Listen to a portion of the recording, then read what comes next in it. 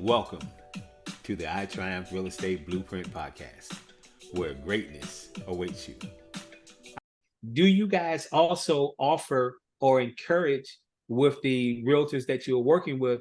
Do you encourage them to actually ascertain a loan commitment from you guys? Do you guys offer loan commitments in advance, meaning you've looked at all the docs, you run them through that DU underwriting system, or you've gone one step further, you've turned everything in to the underwriter, and now you have a loan commitment, which in this market, a loan commitment will be a whole lot stronger than a pre-approval process. Can you speak to Yeah, that? so I mean, it's kind of case by case. When you have somebody that's easy to pre-approve and they well qualified borrowers, it's sometimes not necessary to run it through desktop underwriting, the DU you refer to, which is an actual Fannie Mae and Freddie Mac approval. A lot of people don't understand in the business that lenders don't approve loans. Fannie Mae and Freddie Mac are the ones that approve loans, and they have these algorithms in a computer, and you type everything into them. It comes up and says whether it's approved or not, and then the lender just follows those findings and make sure they do everything so that Fannie Mae or Freddie Mac will back that loan. Yeah. There's going to be ones where the debt ratio is really high. For example, on FHA loans, the standard debt ratio is 50%, but they'll actually go up to 55, 56 on a strong buyer. So when you get into that range where you know that you need that higher than 50%, we will run them through desktop underwriting to make sure before we give you a pre-approval letter that actually works, because we're trying to maximize that approval.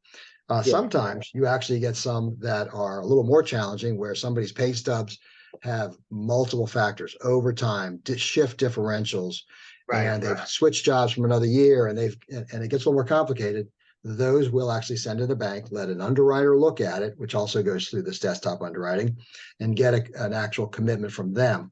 I will have a realtor sometimes say to me, look, this is going to be a tough battle to get this property. There's going to be a lot of bids on it. It'll be stronger if I have a commitment.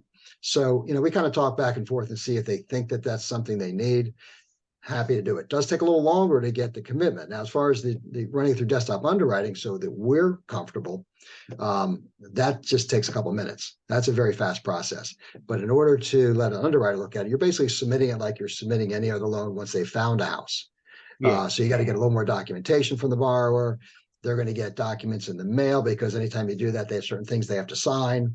So it'll take, that could take a week, to get that back, because you get in line, and lenders being what they are, the ones that are already found a house and are actually on contract take precedent over the ones that are getting commitments. So, and that's all lenders. They're all like that. They take precedent over the other ones. So they do take a little bit longer.